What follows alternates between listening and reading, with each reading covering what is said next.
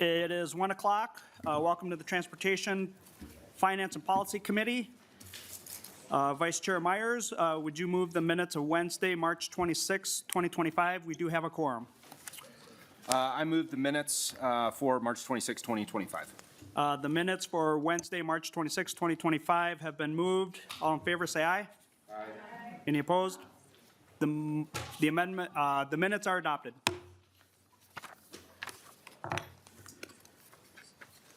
As a note to our testifiers and authors and guests, we have a full agenda. We will be extremely brief today, so I appreciate that. I know that there's some sensitive bills, but we need to continue to move, and we will start with House File. Is Representative Baker's here? He is here, okay. Representative Baker's bill. We're going to start with Baker. People are online. What is the? 854. Oh, she's got the A2 amendment covering up the file number. House File 854. I will move to the General Register. Representative Baker, there's an A2 amendment, and Mr. Burris, the A2 amendment encompasses the technical changes, and that's the only one that we need to move. Is that correct? Mr. Chair, yes. So there are a couple of technical revisions as well as a change in the name of the Memorial Highway, and that's all incorporated into the A2. Okay, thank you. There were a couple other amendments that are not necessary because we're going to move the A2. I will move the A2 to get the bill in the manner that the author would like. All in favor of the A2 amendment? Aye. Any opposed? The A2 is adopted. Representative Baker, welcome to the committee. Please introduce your bill, and I understand you have a testifier online. Yes, Mr. Chair and members, thank you very much, and Chair Koegel as well. Thank you for hearing my bill. We've taken a stab at this the last couple of years, and again, I want to thank staff for helping me get this tweaked up at the last minute. Talking to Mom, we wanted to make sure we get this tweaked a little bit. We lost a very fine young man in our community here. Actually, it's coming on 18 years ago in a few weeks. And Josh's impact on our community has been amazing. His family has been through a lot. Mr. Chair, again, I'm asking for a sign to be placed at no cost to the state of Minnesota. The family will be picking this up, and local folks will be fundraising for this. To that, Mr. Chair, I want to turn it over to Josh's mom, Kim Schmidt, and she's online ready to speak to this. Thank you, Chair Baker. Online with us, we have Kim Schmidt. Please proceed with your testimony, and for the record, because this is being recorded to all the other testifiers today as well, introduce yourself by your name and if you're with any particular organization, and then proceed with your testimony, and we would seriously appreciate a very brief testimony. Thank you, Mr. Chair and members of the committee. My name is Kimberly Schmidt, and the proud Gold Star mother of Sergeant Joshua Schmidt.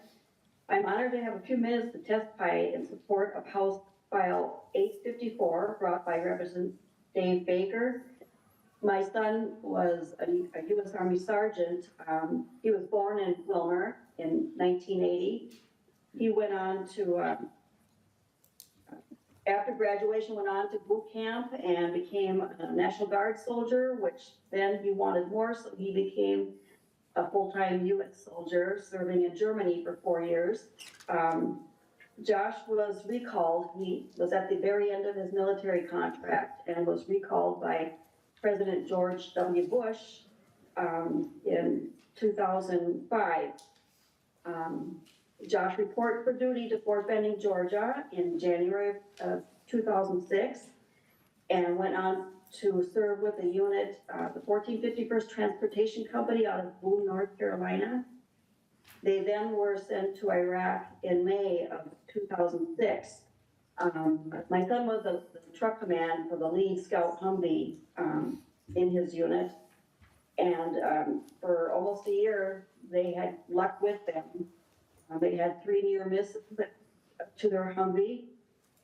Finally, it was coming to an end, and Easter morning, Josh called and told us that he had made it. He just had one more mission to pull, and he was out of hell, as he put it.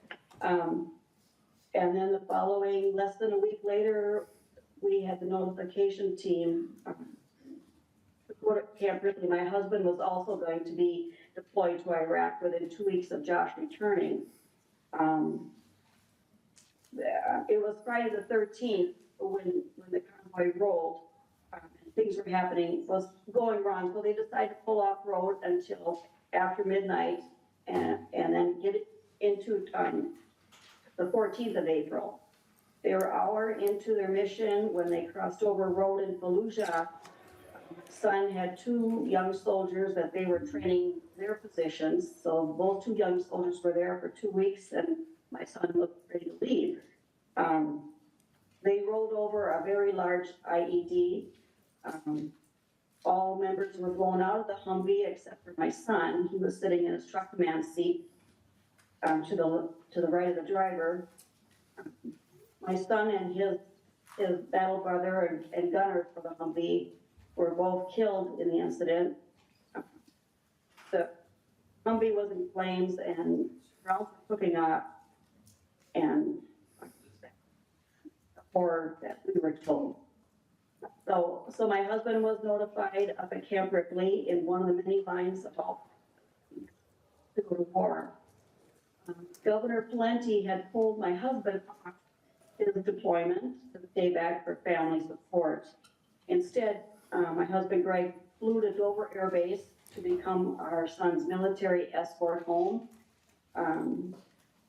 which he did, and it was a sight to see, having my son and husband being lowered from a Learjet down to the ground of Wilmer, and soldiers accepting his remains. And the service that followed was held at the Wilmer Civic Center, where Greg and I spent many, many weekends sitting in the stands watching Josh play hockey on the center ice. And all of a sudden we found ourselves sitting on center ice with over 800 people surrounding us and our community supporting us as we went through our son's military.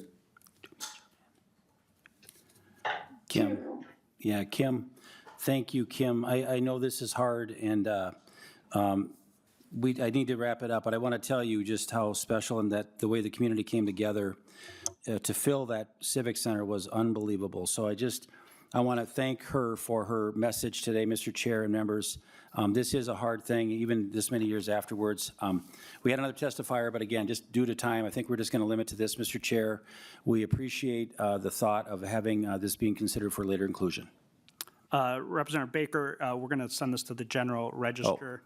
And that is the motion. I'll renew the motion, that House File 854 to the general register as amended.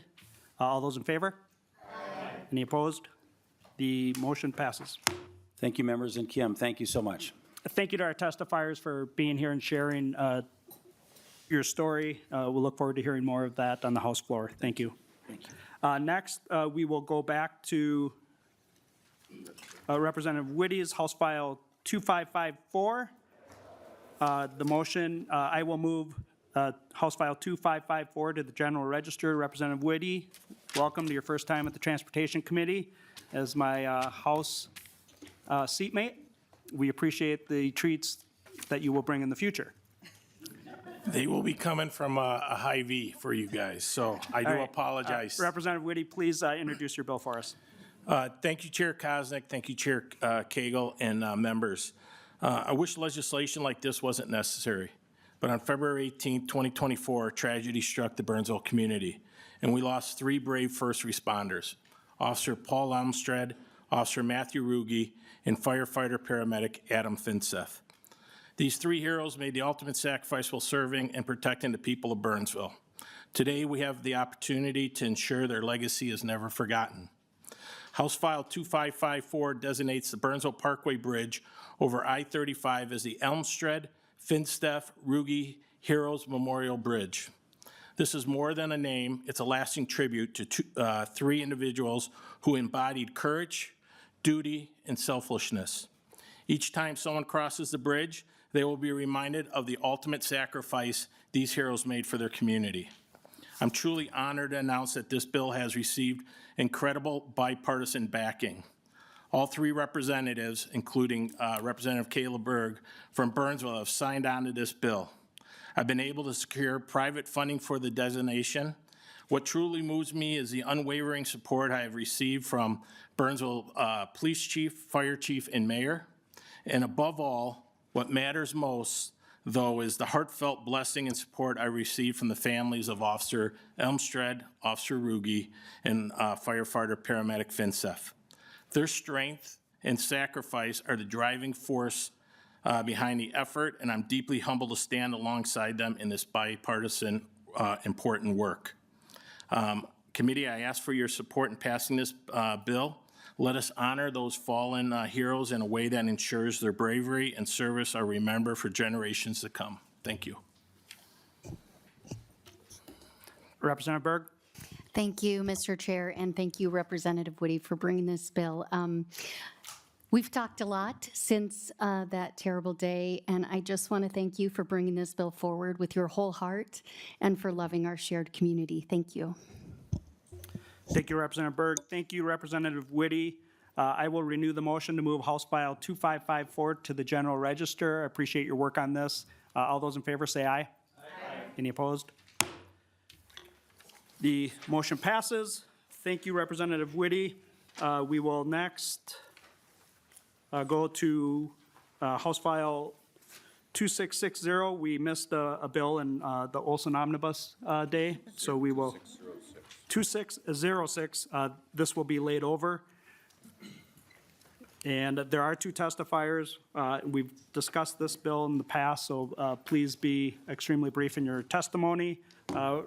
Representative Olson, I moved your bill. Well, it's going to be laid over. So please introduce the bill again. Thank you, Mr. Chair. House File 2606 is a bill that would exempt fuel products, liquid fuels from the delivery fee that we've got as a state. We've heard numerous times this session that not only is this delivery fee an inefficient way of receiving the taxes, but this one in particular with these fuels is exceptionally inefficient. It costs these businesses considerably larger amounts of money to collect the tax as it does for the money that the state is receiving. So if you look at the fiscal note, it says that they're going to receive something like $20,000 as the state in revenue. This is essentially costing these businesses between $20,000, $30,000, or $40,000 to offset that or to collect that. These businesses, when you're paying $1 in and the business is paying $2 to try and collect your $1, you got to find a better way of receiving those tax revenues. So that's the entirety of this bill. It just exempts a single industry from this delivery fee. Thank you, Representative Olson. With us, we have Dave Wagner, Executive Director, Minnesota Propane Association. Welcome back to the committee. Please introduce yourself and proceed with your testimony. Chair Kosnick, Chair Koegel, and members, I'm Dave Wager, Executive Director of the Minnesota Propane Association. And thank you for allowing me to testify today in support of House File 2606, an exemption of delivered fuels from the retail delivery fee. We believe it was an oversight that the delivered fuels industry was included in the original legislation. Exemptions were made for specific industries. An example is utilities. Delivered fuels provide the same benefits as utilities and the energy these businesses need to operate in Minnesota. Only fuels exceeding the $100 threshold and requiring sales tax collection are subject to the fee. Sales tax is primarily a business expense compared to home heat and agricultural, which is tax exempt. So in addition to collecting sales tax in these businesses, we must also collect a delivery fee. Most of our delivery routes contain a mix of deliveries from home use to agricultural use to business use, yet only the business pays the fee while the truck uses the road for all the other deliveries. 3 companies, one each in northern, central, and southern Minnesota, reported 48,417 deliveries in the first 6 months of this year. But of those deliveries, only 4.8% required the delivery fee. In our situation, there's no other option to have our product delivered. They cannot pick it up themselves. So thank you today for allowing me to testify, and thank you, Representative Olson. Thank you, Mr. Wagner, or Wager. Wager. Wager? Okay, Mr. Wager, thank you. Mr. Fisher, please introduce yourself, proceed with your testimony. Thank you, Chair Kozik and Chair Koegel, for the opportunity to testify on House File 2606. My name is Dallas Fisher from Director of Government Affairs for Fueling Minnesota. We represent 400 fuel marketers in the state. We stand in strong support of House File 2606, exempting liquid fuels from the retail delivery fee. This fee, as you know, was designed to capture revenue predominantly from big box retailers, making regular and frequent deliveries to communities all around Minnesota. It is our belief, after conversations with lawmakers of both parties, that our members' business-to-business deliveries to locations such as DOT construction sites, golf courses, or to fuel and heat buildings being subject to this fee was an unintended consequence. It's our belief that the previous exemptions in the delivery fee covered our industries, but after discussions with revenue and the MNDOT, we discovered we fell into this fee. We thank Representative Olson for carrying this important piece of legislation for our members and stand for any questions you may have. Thank you, Mr. Fisher. We have Representative Koegel. Thank you, Mr. Chair and Representative Olson. This was not the intent of the legislation, and I have been working with DOR to kind of reiterate legislative intent and go through the statutes to make sure that if this does apply, how we can fix it. And so, thank you for bringing this forward, and I am committed to making sure that the legislative intent of this fee is what happens in the future. So, thank you. Thank you, Representative Koegel. I will renew the motion to lay it over. Thanks for the testimony, and House File 2606 is laid over. Thank you, Mr. Chair. Thank you. Next, we have Representative Davids, House File 1774. This will also be laid over.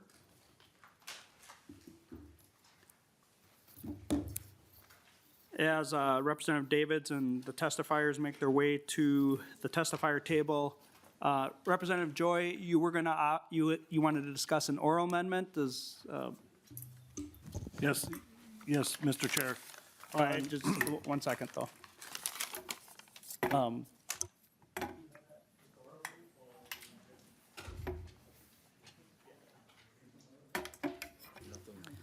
Okay, you can discuss that after we introduce the bill here. Okay.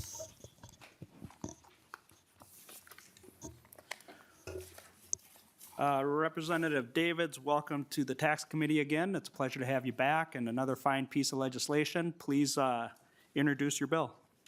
Thank you, Mr. Chairman and Chair Koegel. House File 1774 simply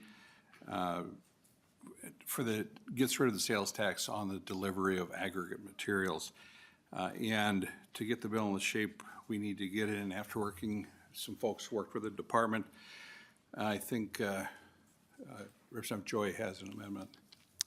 Thank you, Chair Davids. And I think your comments just says gets rid of the sales tax, gets rid of the retail delivery tax. Is that correct? Yes. For the record, that is correct. For the record, okay, thank you.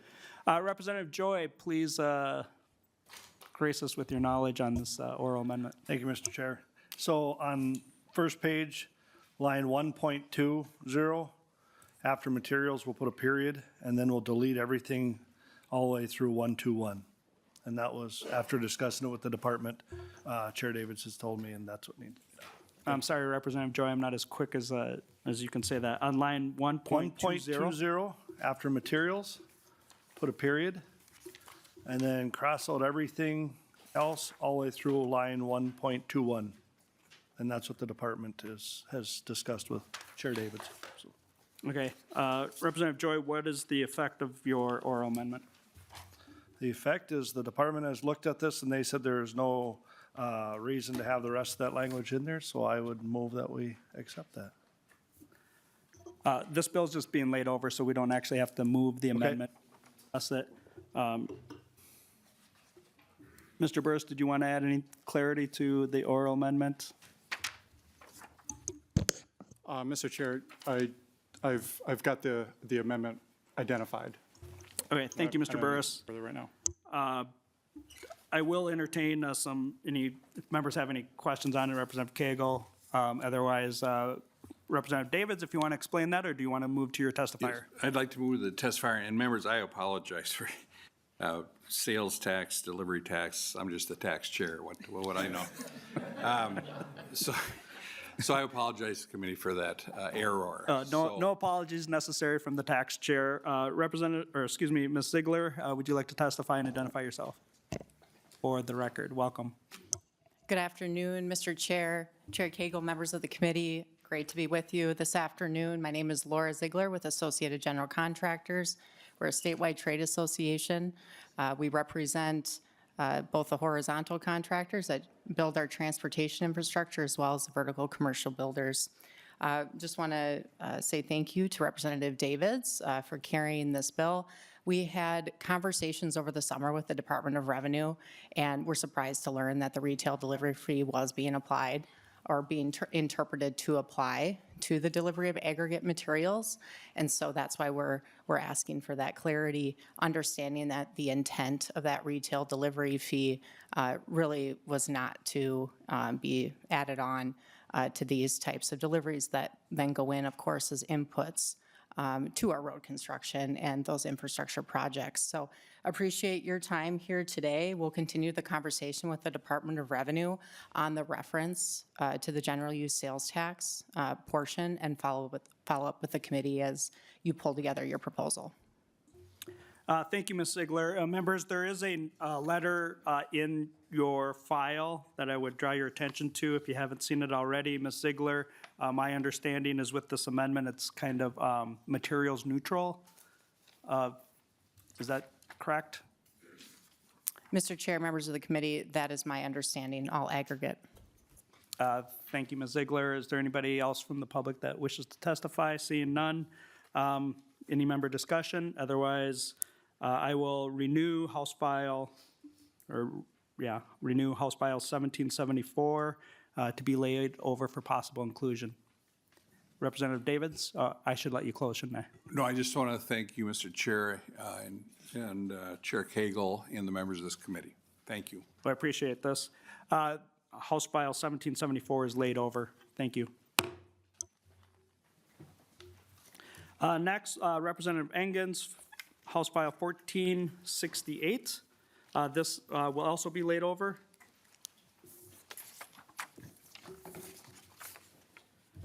Welcome, Representative Engen. Please introduce your bill.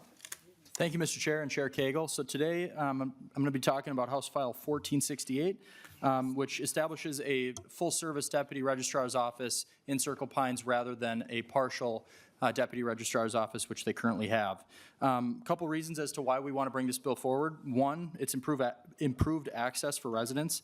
And establishing a full-service deputy registrar's office will provide a greater convenience for not only Circle Pines, but Anoka County writ large, as the closest registrar's office currently is in Blaine, which is the largest city, or the largest growing city in Minnesota currently. So because of those increased needs, this will definitely improve access. It's also going to address that population growth that I just referenced.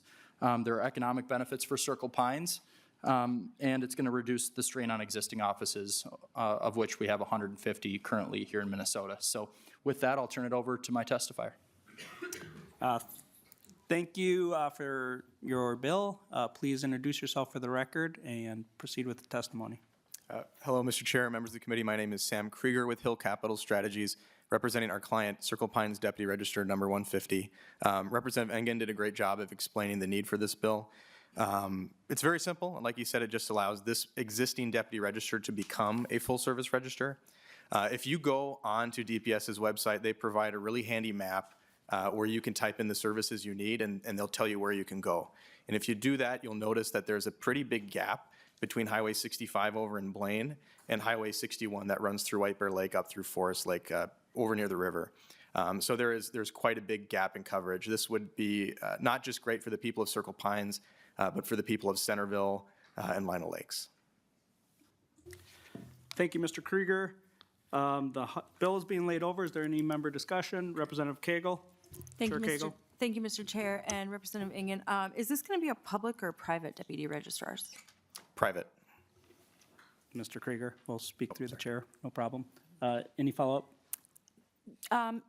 You know, I just, am a little leery of doing any new deputy registrars, being the fact that we have kind of a funding shortfall when it comes to them anyway.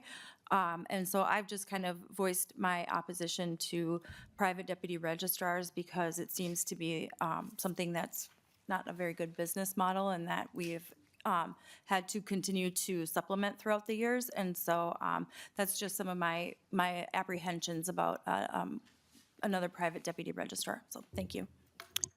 Thank you. Representative Engen, close the bill. No, I think that this is going to increase access. It's going to increase the viability of Circle Pines and the surrounding area and make it easier for residents to go and get done what they need to get done. But thank you for those comments, Representative. Thank you, Representative Engen. We will now lay over House File 1468. Thank you for the bill. Members, next we have Representative Robbins, House File 750.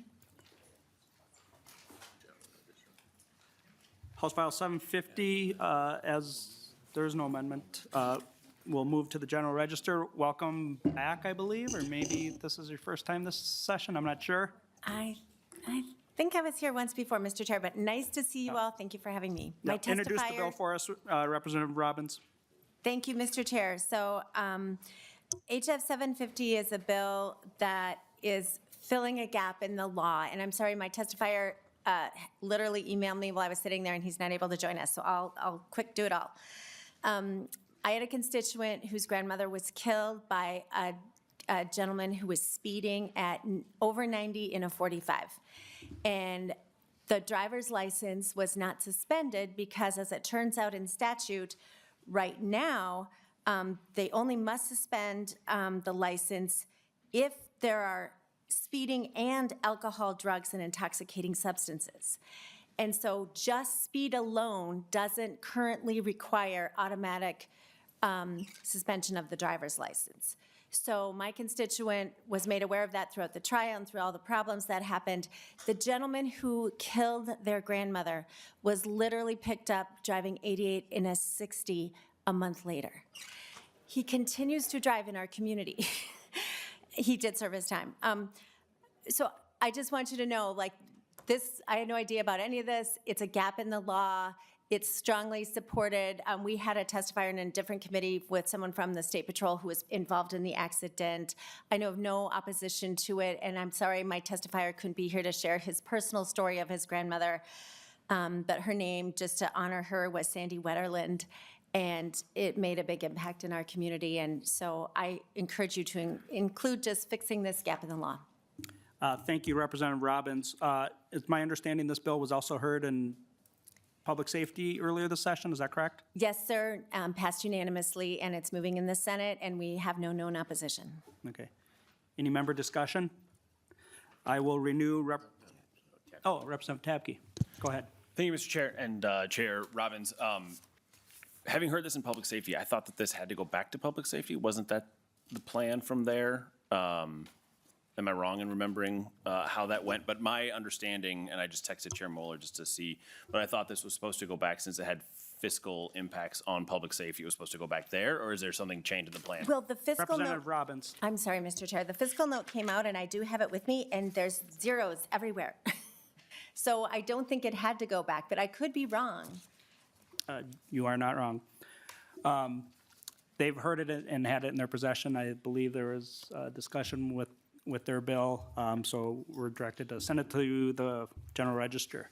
Any other follow-up? I will renew House File 750 to the General Register. All those in favor? Aye. Any opposed?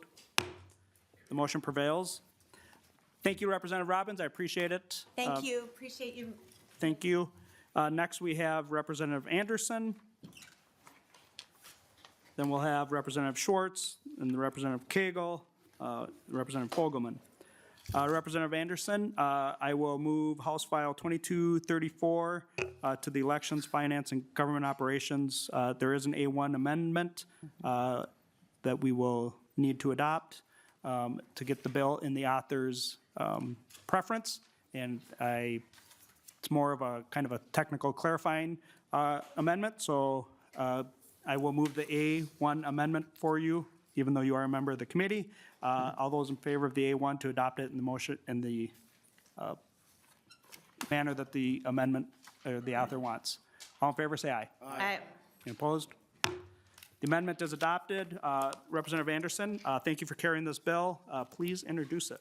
Thank you, Mr. Chair. House File 2234 essentially modifies the available uses of funds for Twin Cities metro counties from the Transportation Advancement Account and the Regional Transportation Sales Tax. The changes that it makes is it sets a minimum of 58.5% for transportation system repair and roadway replacement. And it merges and it sets a maximum of 41.5% for the remaining uses, which include active transportation, corridor safety studies, and transit. The purpose of the bill is to provide more flexibility for our counties. In their transportation infrastructure, and also to help provide dollars for our counties to maintain the roads. As we know, there's a huge shortage, MnDOT has talked about that, of dollars to do maintenance, and this will help alleviate that potentially. It's the county's choice how they spend these funds, and I think that that's a good thing. We need to, as a legislature, try to encourage us to do more, give our counties more choices than we can. I also want to point out, I was in taxes earlier today, and the counties were there, and they were talking about all of the, we were looking at the governor's budget, and they were talking about all the different shifts that the governor's budget proposes onto counties. And it's a huge dollar amount that is being shifted, should that pass, onto counties. Representative Joy was talking earlier, and I think Clay County, 18% tax increase next year is what they're looking at, simply because of the mandates and shifts that are being proposed in this legislature. So we need to do something to help, and this is a way that we can help. Thank you.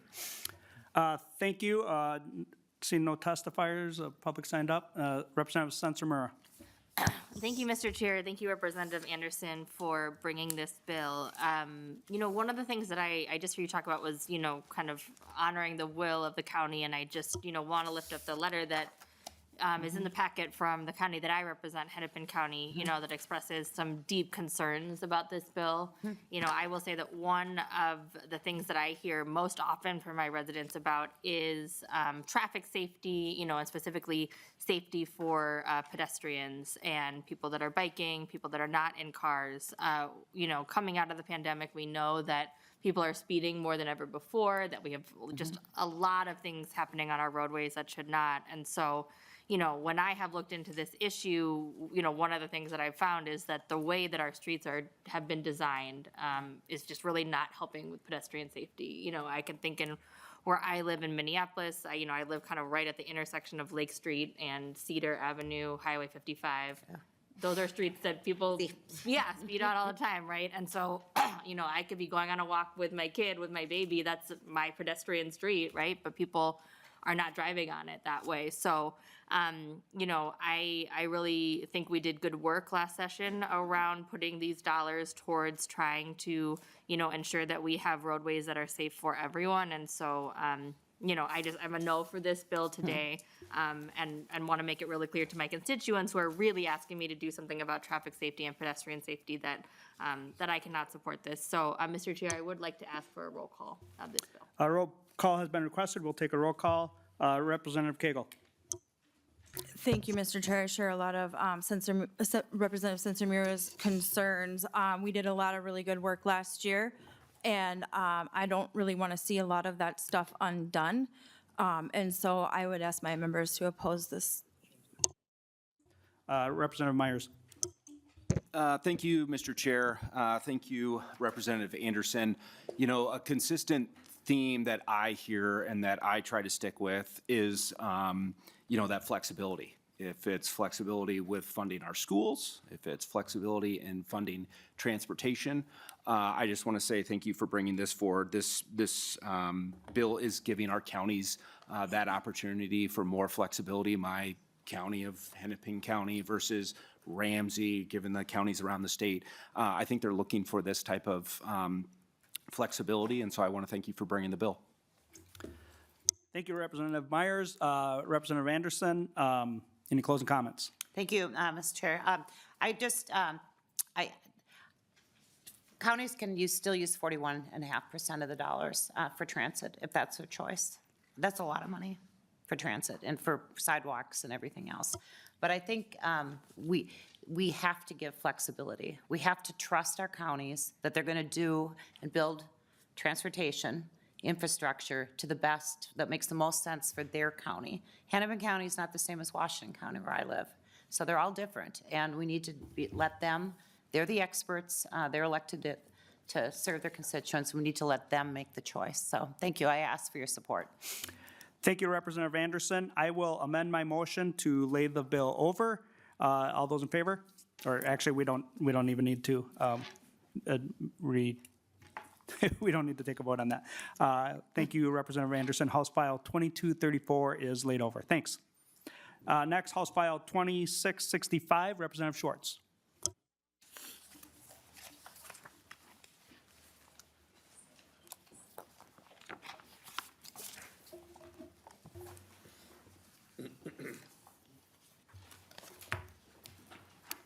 Welcome, Representative Schwartz, to the Transportation Committee. I will move House File 2665 will be laid over. There is an A1 amendment. I will move the A1 amendment to get the bill in the author's desired state. All those in favor of the A1 motion signify by saying aye. Aye. That amendment is adopted. Representative Schwartz, can you introduce the bill and speak to the A1 as well? Thank you. Yes. Good afternoon, Chair and committee members. I am proposing that Minnesota Statute 169-865 would result in adding crude soybean oil to the list of qualifying products, including under the Specialty Farm Product Permit Statute. This proposal could benefit Minnesota soybean growers by investing in the soybean industry and soybean markets. Many parties are aware of the proposal and most seem to be neutral or open to the adjustment. MnDOT is neutral on the proposal. With the addition of crude, State Patrol is neutral on the proposal. County engineers are neutral on the proposal. We will work with the Martin County engineer and county commissioners on a preferred route pending approval of the proposal. I'm going to go ahead and turn it over to my testifier. Thank you, Representative Schwartz. With us, we have Mr. Hamlin. Welcome to the committee. Please introduce yourself for the record and proceed with your testimony. Thank you, Mr. Chair, Chair Koznick, Chair Koegel, members of the committee. My name is Jake Hamlin, Director of State Government Affairs for CHS. Appreciate the opportunity to testify on House File 2665. I do want to reference, we also have a support letter from the Minnesota soybean growers. I'm not sure if members have that. That letter is in the members' packets. Thank you. Perfect. Thank you, Chair Proceed. Koznick. So in 2024, CHS invested $60 million to expand soybean processing capacity at the Mankato soybean refinery. And this investment was made due to increasing demand for food-grade products. And so what this bill will enable us to do then is to move product more efficiently with fewer trucks from Fairmont to Mankato. So from Fairmont, where the crude soybean oil is processed, and then to Mankato, where the unrefined oil then is further processed to make food-grade oil that ultimately goes into dressing, sauces, and oils for food customers. So by passing this then, as Representative Schwartz had mentioned, it just adds crude soybean oil to the list of qualifying products. And we see this as an opportunity then to actually reduce the number of trucks on a key transportation corridor in the area. So we feel that this opportunity does strengthen soybean production, soybean processing, and to benefit the soybean industry throughout the state of Minnesota. I do want to just reference too, you may hear a couple concerns as it relates to the mode of transportation that we're using, as well as impact on highways. From a CHS perspective, we are supportive of all modes of transportation. That is the utmost foundation to be able to move product from farm to domestic and international markets. And then ultimately, we need to maintain that infrastructure not only for the farm sector, but all of our economic sectors for the state. So fully supportive of balancing those interests as well. With that, Chair Koznick, Chair Koegel, and members, appreciate the opportunity to testify. Thank you, Mr. Hamlin. We do have two testifiers signed up, Ms. Hannah Alstead, and then Ms. Backus as well. Hello, everyone. Hello, welcome to the committee. Please introduce yourself. Thank and you. Proceed. Thank you, co-chairs and committee members. My name is Hannah Alstead. I'm the political director for the Teamsters Joint Council 32 and represent 80,000 members across the region, and a very large percentage of them drive trucks every day. The Teamsters are opposed to House File 2665 because nothing is more important to us than the safety of the truck drivers who we're sharing the roads with. That's why we have consistently opposed special truck weight car routes like what we see today. We know that heavier trucks on Minnesota roads pose a safety threat to those driving them and to all of us who drive next to them. Simply put, these types of proposals threaten safety, increase wear and tear on our roads, and add unnecessary operational difficulties for drivers. Every year, we see industry come forward asking for heavier trucks for an increasingly expanding list of products. What comes next after soybean oil? This is about safety and ensuring as safe a workplace for our driving members on the highways as anyone working on a factory floor. We strongly urge you not to support House File 2665, and thank you for your time. Thank you. Next, we have Ms. Backus. Welcome to the committee. You know the drill. Thank you, Mr. Chair and members. My name is Amber Backus with United Strategies, and I'm here on behalf of the Minnesota Regional Railroads Association, which is an association of the 4 Class 1 railroads and 14 regional and short lines that operate across the state. To put things in perspective, in 2022, it would have taken 12.6 million trucks on Minnesota's highways to handle the freight moved by rail. And our industry remains the most fuel-efficient way to move this number of products, transporting 1 ton of freight nearly 500 miles on a gallon of fuel. And we appreciate the opportunity to comment today. We understand that the proponents are seeking a statutory change to address a specific issue in their supply chain, but the bill before you has much broader implications for our industry. And I do have to admit it's a little weird because CHS has been an incredible partner of the railroads, but we do think this has broader implications. Minnesota's railroads have consistently opposed exemptions that permit larger and heavier trucks on our state's roadways. Each time the legislature approves a truck weight exemption, it sets a precedent for future requests. This is evident by the section of statute being amended in the bill. What began in 2008 as a weight exemption limited to raw or unfinished agricultural products has now expanded to cover an extensive list of agricultural products and inputs. Allowing heavier trucks changes the economics of freight movement, advantaging our primary competitor, the trucking industry. The Railroad Association will always voice concerns when the state makes decisions that affect our economic interests and competition between industries. Taken one by one, the exemptions may seem innocuous, but added together, they fundamentally shift how the transportation market works in Minnesota, and we don't believe that government should be in the business of picking winners and losers. Additionally, if the legislature is insistent on providing exemptions, we'd ask that a more thorough review of the impacts on highway safety and infrastructure be conducted.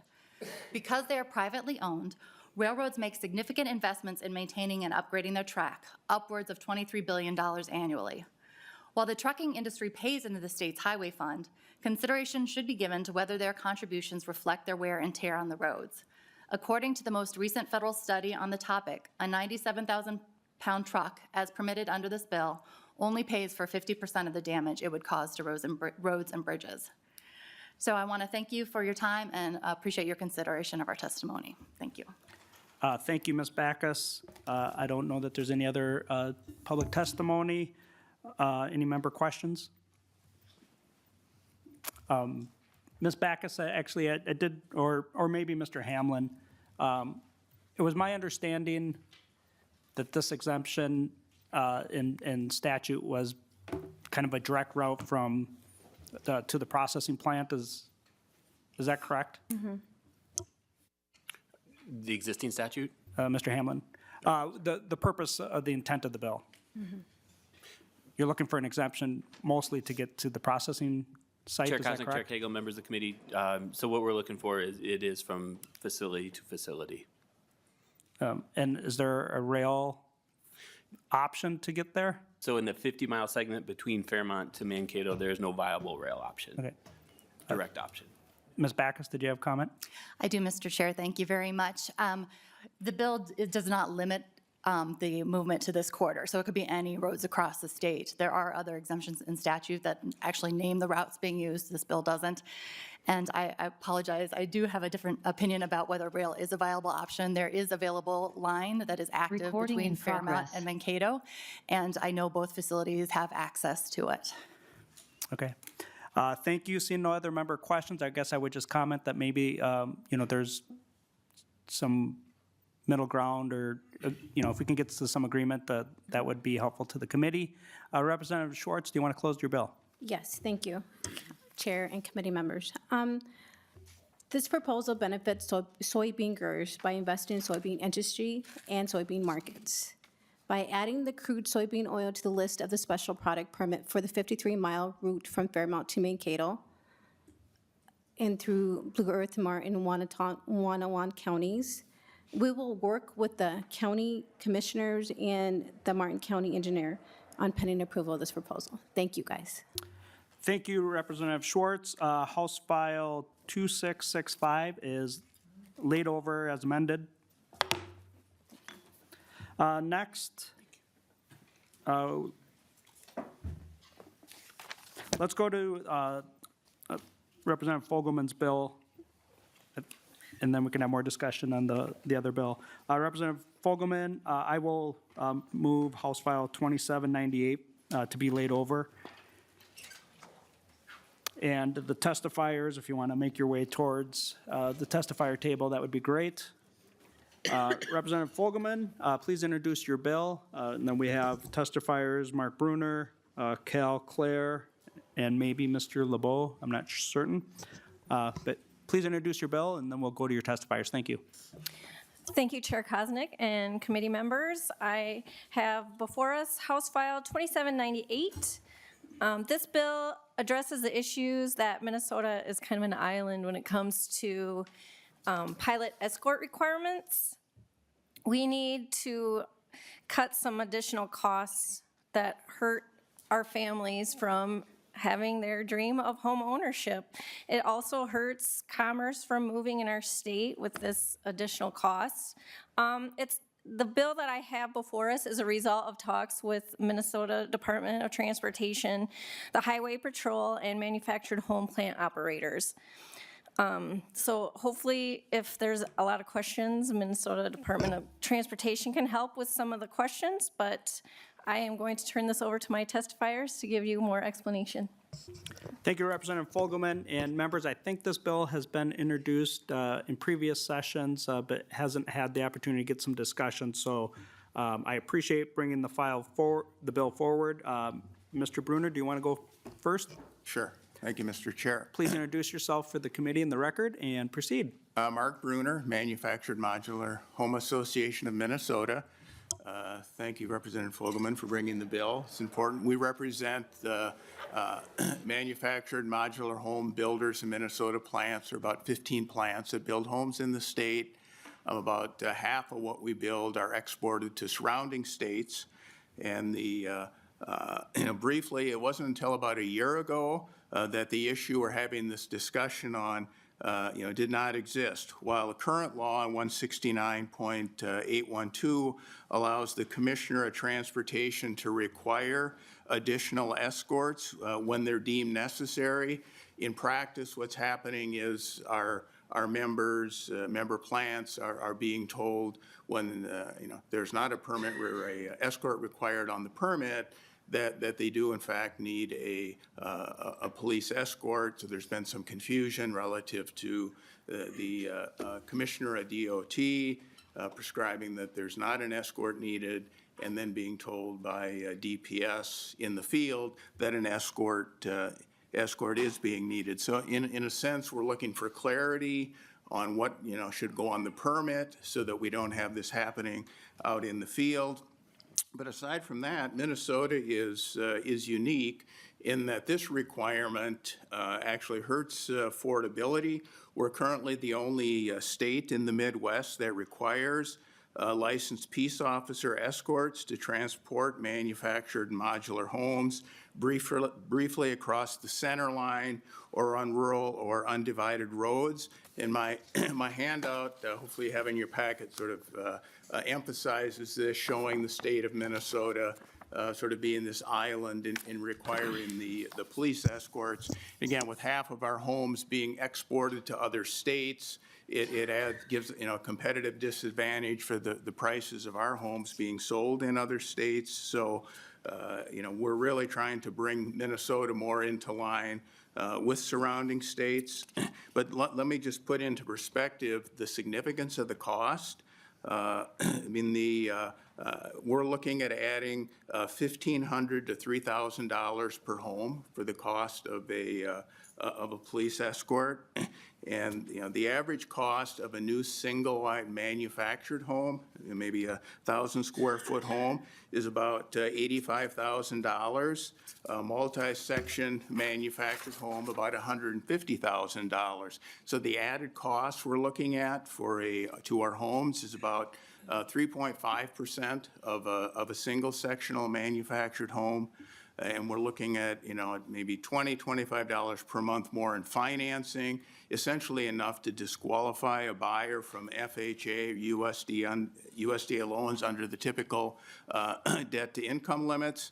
For families earning under $50,000, which includes more than half of manufactured housing buyers, this cost alone can push them out of qualifying for financing into a lesser or older home or out of the housing market altogether. So, you know, the bill essentially removes a lot of the ambiguity we're currently dealing with, and is a big, huge step forward in terms of pricing and keeping us competitive with other states where we ship our homes. Thank you, Mr. Chair. Thank you, Mr. Bruner, and it might be a little-known fact to the committee that I had a college internship at a mobile home, manufactured home dealership, so I'm familiar with the product, and I think it is an important piece of our affordable housing solution as we move forward. We have Representative, we'll go to the next testifier, then to member questions, Representative Anderson. Cale Blair, please introduce yourself to the committee and proceed with your testimony.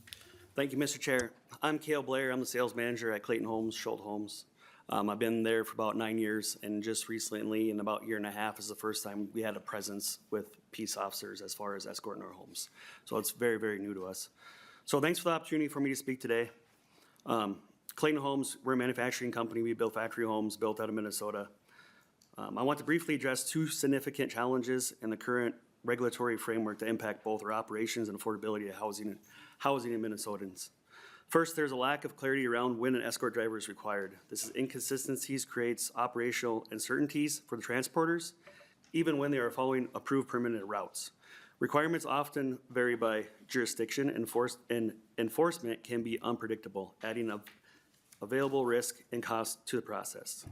Second, the cost of escorts and the additional added escorts, often between $1,500 and $3,000, is ultimately passed on to the consumer.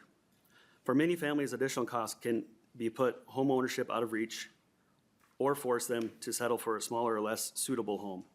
In today's housing climate, that's a barrier we simply cannot afford to ignore.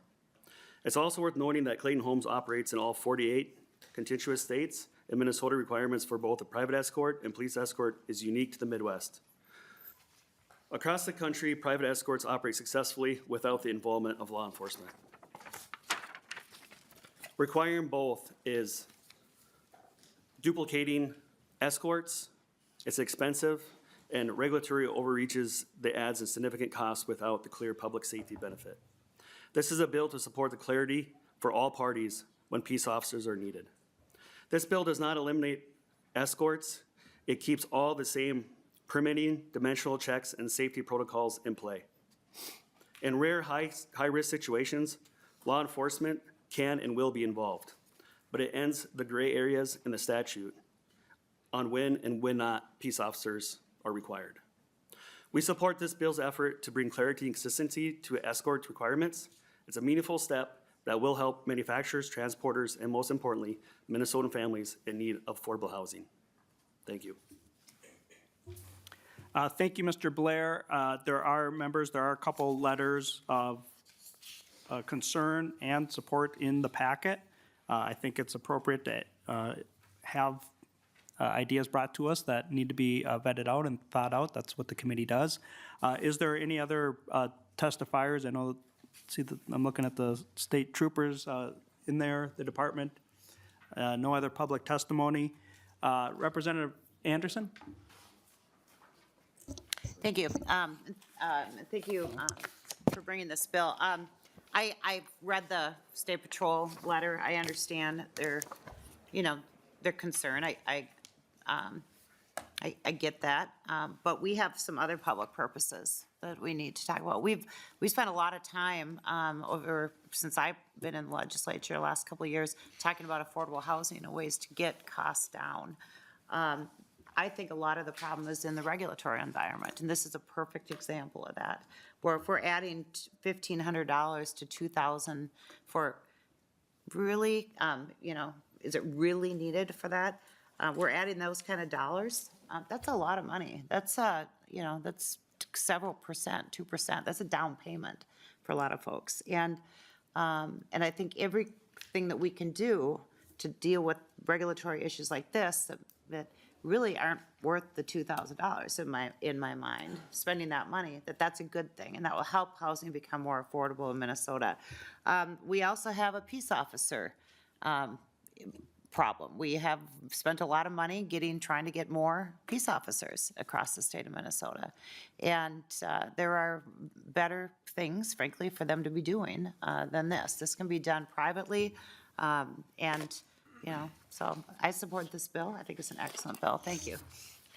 Thank you, Representative Anderson, and I think your point about affordable housing is important. In the realm of this committee, we're talking about, making sure that we're safe or not when we're doing that. But Mr. Bruner, I guess that leads me to a question.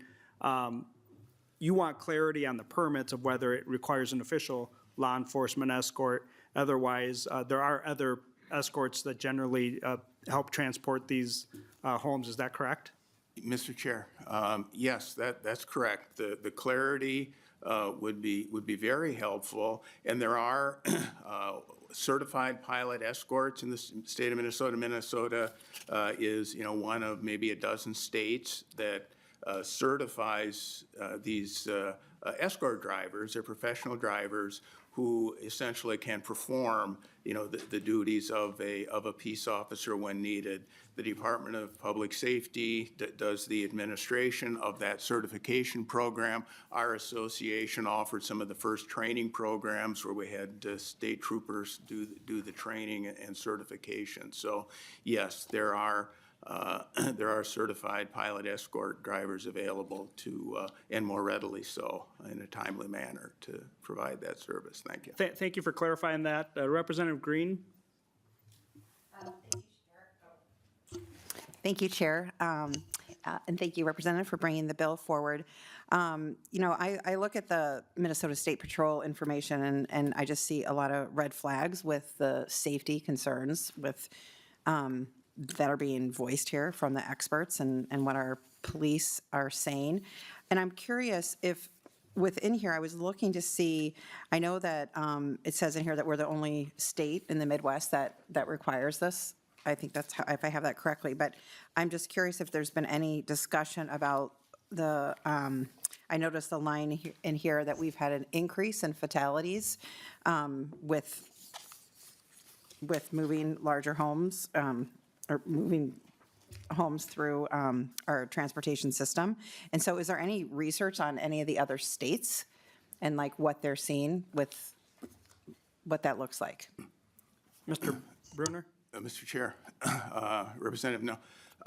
Specific research, I'm not sure my members who do business in other states, tell me that they're not having concerns. No other states are taking actions to, bring them more in line with what Minnesota currently has relative to the incidents in Minnesota. I'm aware of one, obviously the State Patrol could certainly expand on this. I think maybe a year or two ago it involved a modular home where someone pulled out and passed the home and it was a head-on collision that was determined to have been a suicide. And in that case, the driver of the, towing the modular home was not at fault in that case. So that's the one incident I'm aware of, the past 18 months, 2 years in Minnesota. Representative Green?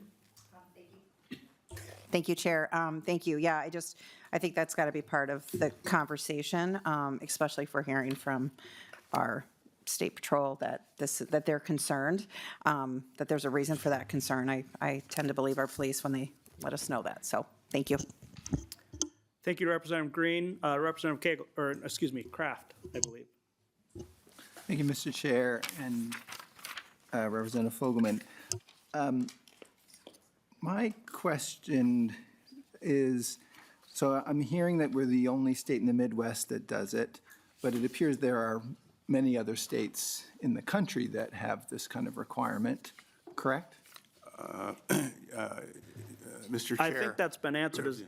You feel free to answer the question, but do you want to just get to the follow-up too? I'll keep going. So you say that this adds $1,500 to $3,000, and you say the alternative is these other approaches, that you're not saying they shouldn't be unescorted, that they still should be escorted, but these other approaches cost less. So if you could explain that, and then I'll just ask the other question as well.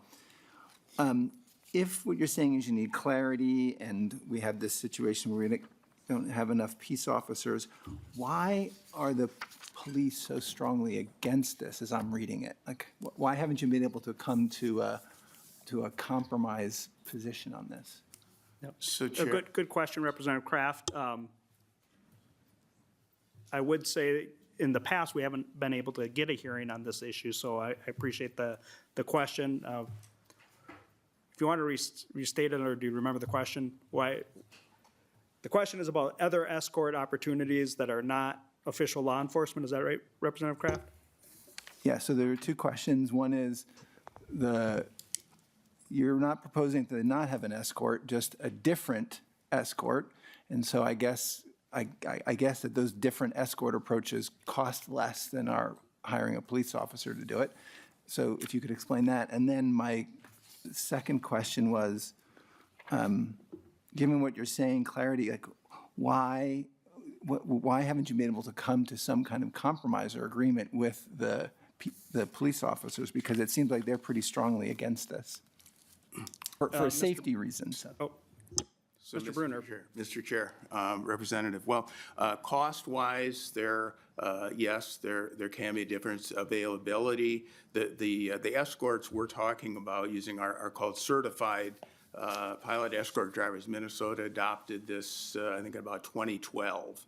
That in lieu of peace officers, you could use certified pilot escort drivers, and they are trained by the state. They're more readily available than peace officers. And we actually, Senator Dames last year held a meeting that I attended with then Colonel Matt Langer of the State Patrol on this issue about availability of troopers. And he told Senator Dames and those of us on the call that, yes, there's a shortage, and that, certainly there are other more significant things going on that could utilize their time as well. So, and we've worked with the department on this. They toured a plant a few months ago in Redwood Falls, and relative to why we can't come to an agreement, I'm not sure. Everybody seems to think we're on the same page, and so our hope is that by just codifying something in statute relative to what's on the permit is what prevails, not an interpretation in the field that a police escort is necessary would go a long ways. Follow up, Representative Kraft.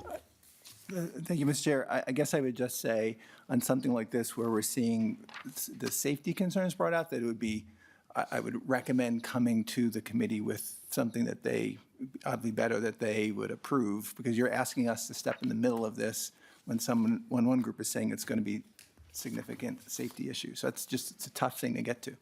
That's good advice. Thank you. Thank you, Representative Kraft. you want to take a look at this?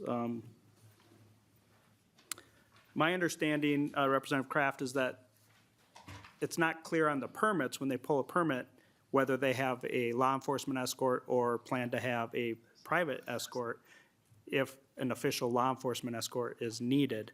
So this is I believe the intent of the bill is to, when you pull the permit, say, if you're going to need a sheriff or somebody, then say it on the permit so that the business knows what's required of them, instead of going down the road and finding out differently.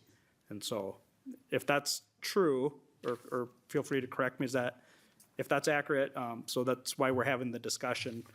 And you're welcome to follow up. We've got a little bit of time, Representative Kraft. Thank you, Mr. Chair. My point is, though, that if that's the case, and this is a clarification, and we're clarifying something that all should understand and is for the benefit of all, then I don't understand why the police are so against it. So, like, there's just this gap here. No, that's Well, Representative Kraft, I think that's a fair question, and that is why the bill's being laid over instead of being moved. And I hope that through the discussion here, it enables parties to kind of come together and find some better clarity. So sometimes we do that at the legislature. Representative Olson. Thank you, Mr. Chair. Thank you, Representative Fogelman, for bringing this bill forward here. I'm having a hard time connecting the arguments made by the State Patrol as to how a licensed peace officer escort alerts drivers to the oncoming risk at a rate that exceeds that of another escort car that would be required in this case anyways. The thing is that when I see a police officer's vehicle with their lights going, I don't think there's an oversized, overdimensional vehicle coming my way. I think there's an emergency. I think there is something other than an oversized vehicle coming that needs my notice, I need to be aware of. When I see red and blue lights, I don't think oversized vehicle. When I see yellow lights flashing, I think, oh, they're alerting me to the presence of something. When I see that really big staff in the air checking to make sure that it can fit under the bridges, I know there's a big vehicle coming in my way. And when I see a sign that says oversized vehicle, escort car, then I think to myself, oh, there's an oversized vehicle. When I see a police officer's car, when I see a state patrol car, I do not have any of those thoughts in my mind. I am not made aware of the fact that there is a large implement, there's a large thing coming my way down the road. And so I'm really questioning, and maybe the state patrol wants to answer that. How is this actually notifying individuals that there is actually an oversized vehicle? Because in the way I'm seeing this, we've got the police officer, we've got the peace officer's vehicle, red and blue lights flashing, telling me, oh no, there's some hazard coming, I don't know what it is. And then I see an escort vehicle, and I'm like, there's not only an emergency, but there's an escort vehicle. So now we've got a big oversized vehicle and an emergency. Now I have to deal with two things. In fact, I'm actually only dealing with one thing, and that thing is that there's an oversized vehicle coming. I think that this is totally contradictory, and if we can save $3,000 on it, I think that this is just a slam dunk home run, and I'm questioning why in the world we need to notify people of an emergency and an oversized vehicle when there is no emergency. There is in fact only an oversized vehicle. So maybe that's maybe that's just me pontificating. Maybe the department, maybe the state troopers want to come up and explain further how that actually alerts me to something other than emergency. But from where I'm standing, I'm seeing an emergency and an oversized vehicle when we only have an oversized vehicle. Thank you, Representative Olson. Your pontificating has drawn testifiers to the testifier table. So if that was your intent, good job. Sir, welcome to the committee. Please introduce yourself and share your thoughts if you wouldn't mind. Thank you, Mr. Chair. Thank you, representatives. Captain Robert Zach with the State Patrol Commercial Vehicle Section. And to answer your question, sir, the law enforcement escort is in addition to some of those other mechanisms that you talk about. It's not the sole purpose of that escort move to have a law enforcement vehicle. It's not the only vehicle. So you're going to have those vehicles that have the pole warning people the oversized load dimension labeling on there too. But one of the advantages of having a law enforcement escort along with that is they'll check the permit ahead of time, make sure it's the right vehicle, make sure the driver has the right qualifications, and to make sure that's the right load dimensions and meet the requirements of that particular permit and that route. So that's part of what the role of the law enforcement officer is involved in. And one of the things that you can't count in these equations is that the crashes that are prevented by having a licensed peace officer involved in those escorts. We don't have any data on that, but it is an advantage to have law enforcement there on scene when they're required to help control intersections, things that are unknown that happen along the route. So they're an auxiliary additional tool for those escorts. Thank you. Could you restate your name for the record, please? Sure. Sorry, Mr. Chair. Captain Robert Zak. Robert Zak? Z-A-K. Z-A-K. Thank you. Representative Olson, do you have a follow-up question? Well, I appreciate that. With that being said, if you're saying that you're augmenting or you're an auxiliary to all these other escort vehicles, I still first don't see the police officer as an individual who's telling me there's an oversized load. And I don't know, I understand the concept for like a slow-moving funeral procession to have a police escort. I understand that. But when we're talking about utilizing assets in a way that is responsible, wise, and takes care of taxpayer dollars, I don't know. I don't even know if what, and yeah, it's unquantifiable. Maybe the fact that you were there when an accident actually happened 1 out of 10,000 times that an oversized vehicle is moved, maybe that's worth taxpayer dollars to have you there immediately on the scene. I don't know if that is, but at the same time, I'm not really buying this. Thank you, Mr. Chair. Thank you, Representative Olson. I didn't catch your title either, Mr. Zak, Trooper Zak. Mr. Chair, Captain. Captain. Captain, I appreciate your testimony, and I don't think that people are trying to move their product without, in an unsafe manner without an escort. I think the question is, why can't, when the permit is being pulled, you jump in and clarify if an actual law enforcement escort is needed or a private escort is needed at that time? Why can't you put that on the permit? Isn't that what the bill does or request? Mr. Chair, what we're trying to do is work collaboratively with both Department of Transportation and the modular home industry to find a solution that would clarify this issue. And I think that we can come up with some type of a solution together that solves this issue of when one is required and when one isn't required. And that's why we think further discussion would be helpful. Well, Captain Zak, I appreciate that comment and the attitude of trying to work together. That's part of the reason why we have bills in committee. So thank you for that comment, and we will go next to Representative Tapke. Thank you, Chair Koznick. And Captain, I have a question for you as well. Having worked extensively with troopers and things, I know that there's a lot of training that goes into this specific action. Can you just talk about that training that happens to make sure that this is successful and the troopers are making sure that everybody gets from point A to point B safely in Minnesota? Thank you, Representative Tapke, and if you wouldn't mind comments on the training for, obviously law enforcement is well trained, but also the training on a private escort company. Is that appropriate? I'm just asking about the troopers. Okay. If you could talk about the trooper training, but then also the certification of a private escort too. Thanks.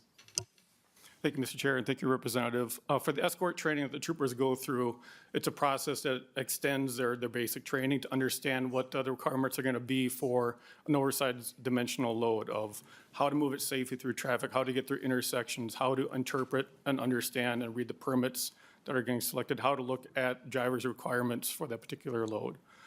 As far as the private industry goes, I'm not aware at this time what those requirements are. I'd have to do some research on that and find out. Okay, thank you, Mr. Bruner. You look like you might have some insight on the difference of a private escort. And private escorts are required all the time, or when is either escort required? 15 feet and 15 feet or less, there's not an escort required. It's when it goes beyond that. And then that would be determined by the department when issuing the permit based on the route and, you know, the geometry of the road and that kind of thing. And to your second question on the training, my understanding is that the certified pilot escorts. I guess we don't really call them civilian escorts because that's, more somebody with a pickup truck and a flag, that, kind of thing, and this is far beyond that. These are certified by the state. My understanding is that all the troopers that are serving as police escorts are also certified pilot escorts. So essentially, they all receive the same training, so that's helpful. That is helpful, and a pilot escort might be the best term to be using here. Representative Tapke, did you have a follow-up? We will wrap this up. Representative Murphy? Thank you, Mr. Chair. Thank you, Rep. Fogelman. I like your bill. I have a question to ask at the end, but, the liability for problems that exist a lot of times end up with the mover itself. And I just liken it, I'm a 33-year CDL driver. Just over the years, there's been constantly these little roadblocks that put in the way of having a CDL license, and it's added a lot of cost for the industry. And at the end of the day, as a CDL driver or the person that's driving and responsible for the safety of others and your cargo that you're moving, is up to the person, the one that's most liable, and the one that's liable is the one that has that business. And so my question for you is just really looking for a solution to a problem that really doesn't exist. I want to know from you, you mentioned that there was one episode that you're familiar with. And I want to know, first of all, if that was an escorted with law enforcement or if that was escorted with a conventional a certified service. And then my follow-up with that would be just whether or not other states around us have a record that's different. Captain Zach? Thank you, Chair. Thank you, Representative. I don't know of any instances where there's been issues that we haven't been able to assist with these movements. I've asked for examples when we were not available. I know we met in December out at the Modular Home Association down in Redwood Falls with Carlson and Schultz Homes, I believe, to try to find some solutions to this. But we were told that, law enforcement was intervening and trying to stop some of these movements, or they're getting stopped by civilian inspectors and being held in place until a trooper can come on and do an inspection. But to this date, I don't have any information backing that up. And we, like I said, we want to be part of the solution to create a viable option moving forward. Thank you, Captain Zach. I appreciate that. Did you have another follow-up, Representative Murphy, or closing? Thank you, Mr. Chair. Can you give me an idea if the certified pilots, have they shown that they're less safe? Captain Zach? Representative, I don't have any data on that. Yeah. Thank you, Mr. Chair. Well, thank you, Representative Murphy, and we'll continue to have some discussion and encourage the parties and stakeholders to continue to engage in discussion. I appreciate your willingness to make some comments. Representative Fogelman, do you have any closing comments? Well, thank you, Chair. I appreciate everyone's questions, and we hope that this affects actually a business in my district as well as other districts around the state. But we want to make housing affordable. We've heard that over and over and over and over again. So let's continue to work with everyone and get something that is clear and concise for all the parties involved. Would be great, and thank you. Thank you, Representative Fogelman, for bringing us House File 2798. And members, I appreciate the discussion today and on this bill and a couple of the other ones. It's a good reminder that we don't just use our road and transportation system to get to work and this or that. There's actual commercial value to our infrastructure, and that's why we are working hard to continue to maintain our infrastructure, keep it in a safe manner so that we can not just get to point A to point B, but we can also have a viable, strong economy that is tied to a strong transportation system. So House File 2798 is laid over, and then we will, thank you very much, we will move to Representative Koegel's bill on House File 1521 that will be laid over as well.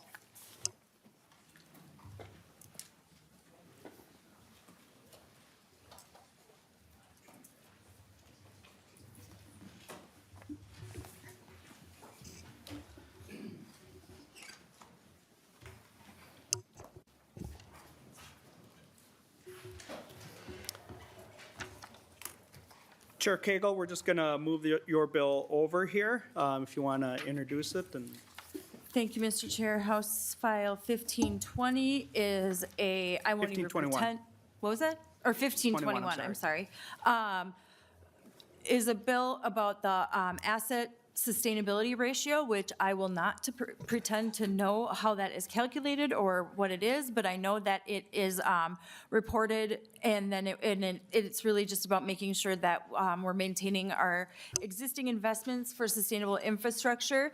It will also ensure minimum investment levels, sustainable and predictable and reasonable investments, so that we can really just work to preserve our current assets and use pavement preservation techniques, and also save money in the long run. Because if we can make sure that our roads are up to standards, then we won't have to be fixing them later. So I will turn it over to my testifiers, because I'm sure they can explain it way better than I can. yeah, thank you for carrying this bill, Chair Koegel. It's a new topic to me as well, so I'm not sure which testifier. We've got a couple that are here. I'm guessing you're Mr. Engstrom. Yes, sir. Welcome to the committee. You've seen it done here earlier. Just introduce yourself for the record, the audio and video record, and then tell us about the bill and your testimony. Thank you. Thank you, Mr. Chair, and thank you, Representative Koegel. My name is Glenn Engstrom, and I am currently the Director of Engineering Research Technology Transfer at the Aggregate Ready Mix Association, Minnesota. Before that, 30 years with MnDOT. And I'd like to start off by saying this is obviously a difficult subject. MnDOT is pushed left and right, which way to spend their money, how to spend their money. I retired from MnDOT 2.5 years ago.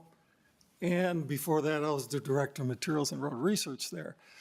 And about 9-10 years ago, my boss at the time, Assistant Commissioner, came to me and said, Glenn, I need to know how much it's going to cost to keep our pavements in condition every year. Sounds like an easy question to answer. It's very difficult. So we did a lot of searching. We looked for, you always want, as an engineer, we always want data. We always want measures. So we looked around and we found this one measure, and we found several other ones too, but this asset sustainability ratio is used by several states, including Washington State was the main state that was using it. And basically what it does, it tries to look at, are you keeping up with normal deterioration?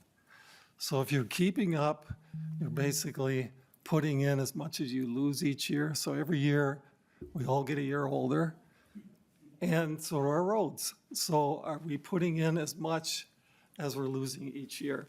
So a ratio of 1 means we're keeping up. Anything less than 1 means we're not keeping up.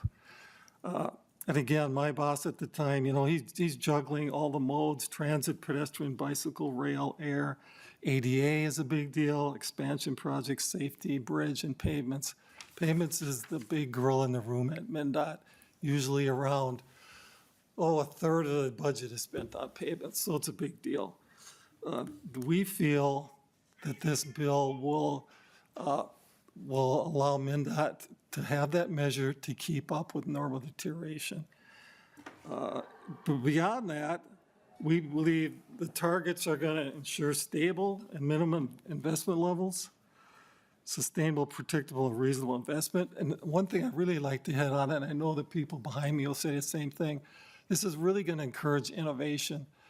MnDOT does a lot of wonderful things when it comes to research. I think most of you are aware of the MnRoad project that I was involved with for 25, 30 years. A lot of good stuff coming out of that I believe they could use even more of that in the future.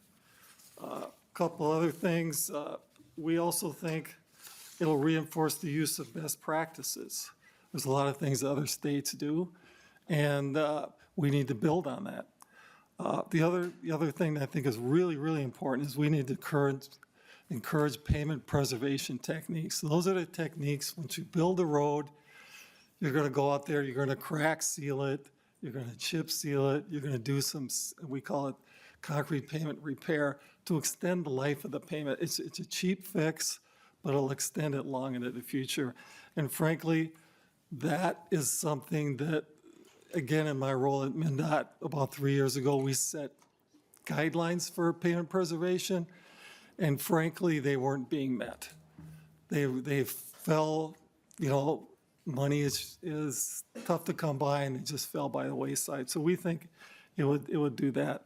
The other thing, we think it'll prevent siphoning off the payment funds for other projects. You name the project. When you got the payments being a third of the budget, that's the gorilla in the room, and that's where you go to get additional money if you need it for a variety of projects. I think most of you know, used to kid around at MnDOT, if you didn't say the word Blatnick, it wasn't an official meeting. So, I mean, that's a huge project. It's a big need, but it needs to be done. And finally, I'd like to say that the targets in the legislation that are listed, I think we've got 6.65 for 27, 0.75, and then 0.85. Those were all taken out of, I think most of you are familiar with the 10-year program. It's called the CHIP. Those are all taken out of the CHIP that was done in 22. So at the time, that was MnDOT's intention, to spend at that level for those.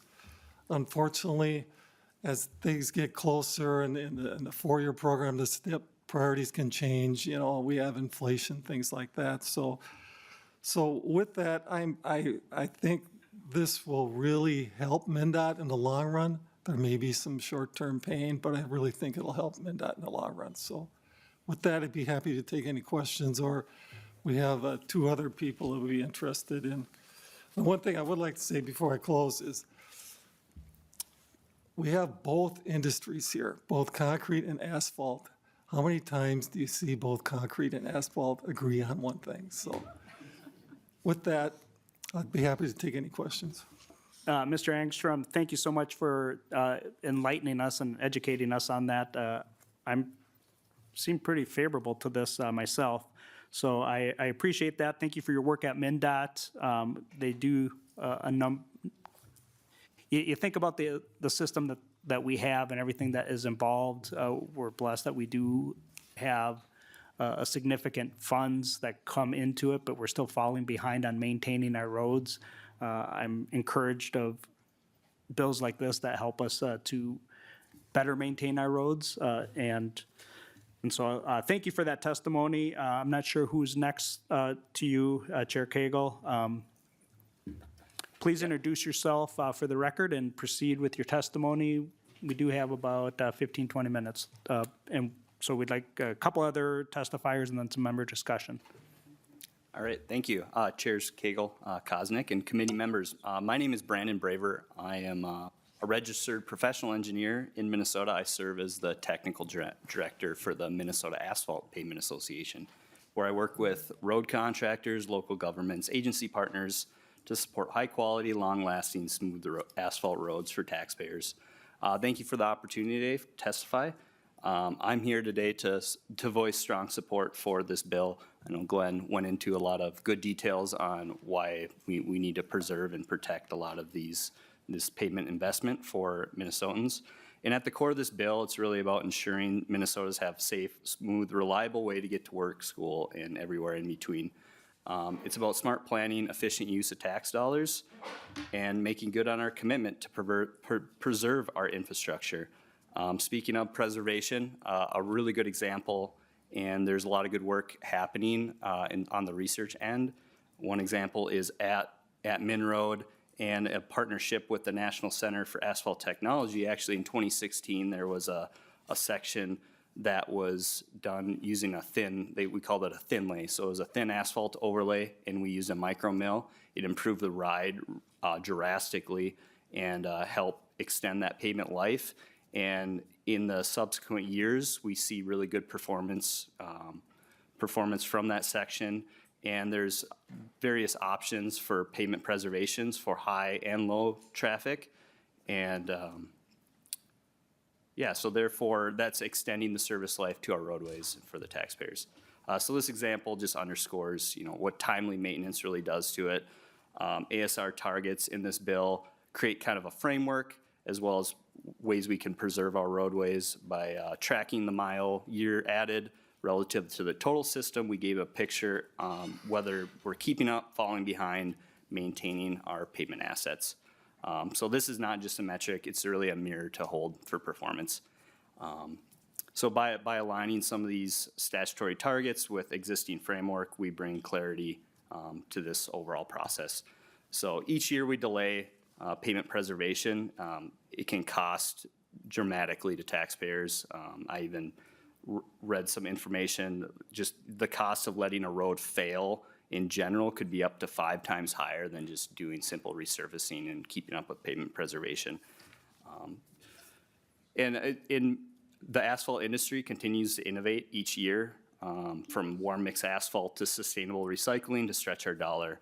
In closing, this bill is not about bureaucracy, it's about benchmarking benchmarking progress, excuse me. It's about giving Minnesotans a transportation system that holds up under pressure and underpins the economy.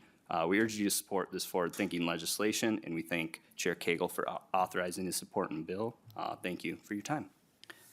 Thank you for that testimony. We appreciate that insight. Mr. Lebo, welcome back to the committee, if I didn't crucify your name. Close enough. Well, welcome, and please proceed, identify yourself and then proceed for the testimony. All right. Thank you, co-chairs and committee members. My name is Dan LeBeau, and I'm the Executive Director for the Concrete Paving Association Minnesota, which represents the contractors and material suppliers that produce the vast majority of concrete pavements in our state. Like Brandon, I'm also a PE, and like Glenn, I'm a former MnDOTer of 10 years in the construction end. And really, I just wanted to thank you for allowing me to testify today at today's hearing. I'm here in support of House File 1521, which sets asset sustainability ratio targets for our state highways. And special compliments to Co-Chair Koegel for getting asphalt together at the same side of the table, and we actually agree. So the asphalt sustainability ratio, again, it really calculates the replacement rate of pavement lost annually on our highway system on the whole. A value of 1 represents the system is neither improving or nor deteriorating. Further, the best practice is to ensure that this ratio remains between 1.1 and 0.9 while maintaining that average of 1. It's a really good ratio to show you really a quick system report of how you're investing. And the most recently available MnDOT STIP, or the State Transportation Improvement Program, and the Capital Highway Improvement Plan show that this ASR value is 0.5 over the next 10 years. So what this means is our highway system loses roughly 2 years of life for every 1 year of life purchased, which represents a crisis in the making. Further, this implies that we would need to spend roughly double on a status quo mix of fixes to resolve the issue. So the cost of implementing this would require about $1 billion a year of new annual funding, which really isn't sustainable. So what I believe this bill would do is ensure that our pavements are once again prioritized, and these targets could easily be met with existing funding levels by adopting several simple strategies, which includes, as Brandon mentioned, implementing min-road research findings to build higher quality pavements of all types, optimize pavement and non-pavement designs to maximize cost effectiveness, increasing the average design life of all pavements constructed, reduce the amount of highway funds spent on items that are wants and not needs, such as ornamental features and costly architectural treatments. I'd also say we should engage with industry partners to help identify areas of optimization. And finally, the targets set forth in this bill are very conservative, but represent a dramatic improvement over the current status quo. And the minimum requirements of this bill remain insufficient to ensure that our pavements receive adequate investment, but I think they represent a very good start. Thank you, and I'm available for any follow-up. Thank you. I appreciate the closing comments on that.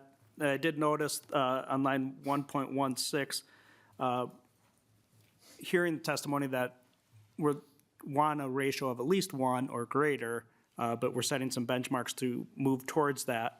But it does say not less than 0.85. You'd reference 0.90 as well. And so at least we have the not less than in there, but obviously I think the ultimate objective would to be at least a 1 ratio. We have Representative Jones. Thank you, Mr. Chair, and thank you, Chair Koegel, for bringing this forward to be able to talk about today. So I am trying to understand 2 pieces of like kind of the scoping of this, and maybe I think your testifiers can help me understand this.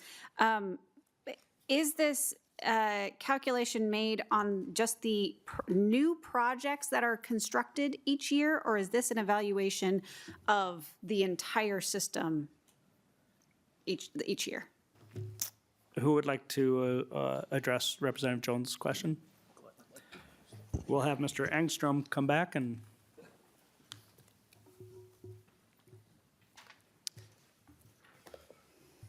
just state your name real quick and then proceed with the response. I'm with ARMA, Minnesota. So, good question. It's a system-wide measure. So you would total up all the projects that are built over a year and how much life each project adds to the system. Does that make sense? And so then would, Mr. Representative Jones, and I think it would be in reference to line 1.11 and 1.12, but please follow up. Yes, thank you, Mr. Chair, and thank you, Mr. Engstrom. So that kind of gets to my question. So, but is it also assessing the existing system plus the new projects in a year? Just the new projects. So, Okay. Please proceed. so sorry. So each year, the system of about 14,000 lane mile, whatever it is, loses a year, right? So if you build a project, let's say it's 10 miles, and the average life, predicted life of that is 10 years. So that would be 10 times 10, so 100-mile years you'd add to the system. So you'd add up all the projects that you're doing. If you have another project that's 20-year life and lasts,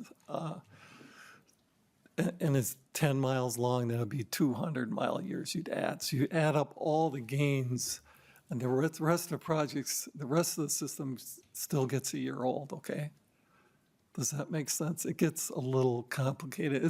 It's like a bank account almost. You're going to lose every year. You know you're going to lose X, meaning the total system's going to get 1 year older. How much are we adding in with all these individual projects to keep up? Representative Jones? Yeah, thank you, Mr. Chair, and thank you, Mr. Engstrom. So it is just assessing the new projects collectively every year. Okay, so, and I see how that would be additive. And I think you addressed my other question around lane miles.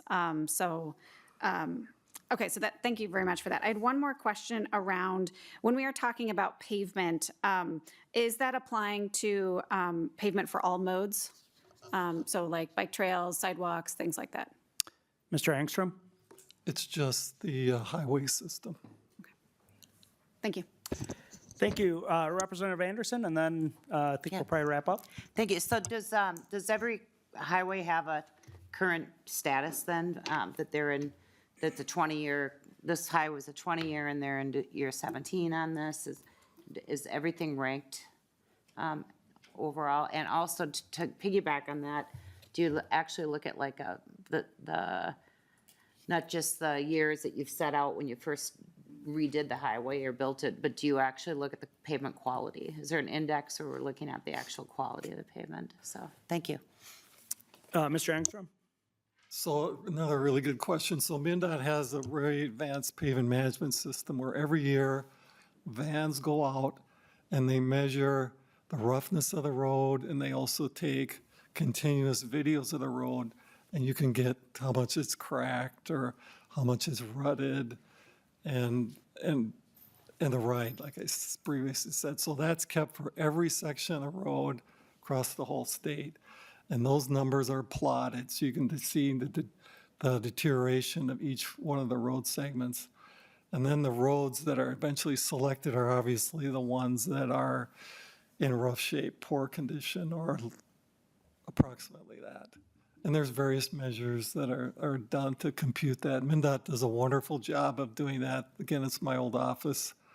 Great people that collect that data. And in fact, I was on the MnDOT site this morning looking at the website, and they have an annual report, and you can see exactly what the numbers are across this system. And they even divide it up district by district. Thank you. That is very helpful information, and I was aware of the little van that drives around, and it was kind of surprised me how thorough they actually are monitoring that stuff. Representative Anderson, did you have a follow-up? Just a confirmation. So when I look at the number and it's 0.85 or 0.95, does that mean that even in the next year, let's say it's 0.85, we're actually going negative still? Because it would be 1 that would get us above 1 would start to get us ahead of the game. Is that my understanding? Thank you. Mr. Engstrom? Yes, that's true. We tried to pick the targets to be reasonable because, again, MnDOT is pulled left and right to spend the money on a variety of things. But at the same time, we felt that they were targets that needed to be set based upon what happens with funding. Thank you. Are you good? I know that the department is, as usual, in the audience. Is there any comments? Anything you want to say on the record? I see them not shaking their heads, but thanks for being here anyways. With that, we will, Chair Koegel, you can close your bill and just move it to be laid over. Thank you, Mr. Chair. Again, I think this is really a great way of kind of figuring out where we are with our assets and also making sure that we're trying to catch up when it comes to road quality and things along those lines. So thank you. I will renew my motion that 1521 be laid over for possible inclusion. Thank you. 1521 is laid over. And just as of note, House File 423, Representative Sexton was removed from the agenda. I believe there was some agreement that his issue was resolved, so appreciate that. And with members, we will be adjourned. Oh, Representative or Chair Koegel. Thank you, Mr. Chair. Just want to, we got our budget targets over the weekend, so that's really exciting. And really hoping that we can start to make progress on this bill. And so just hoping that we can really work together and get a really good budget for our transportation and for the people of Minnesota. So thanks. Thank you. With that, we are working on the bill, and we will stay posted for future meetings. This meeting is adjourned.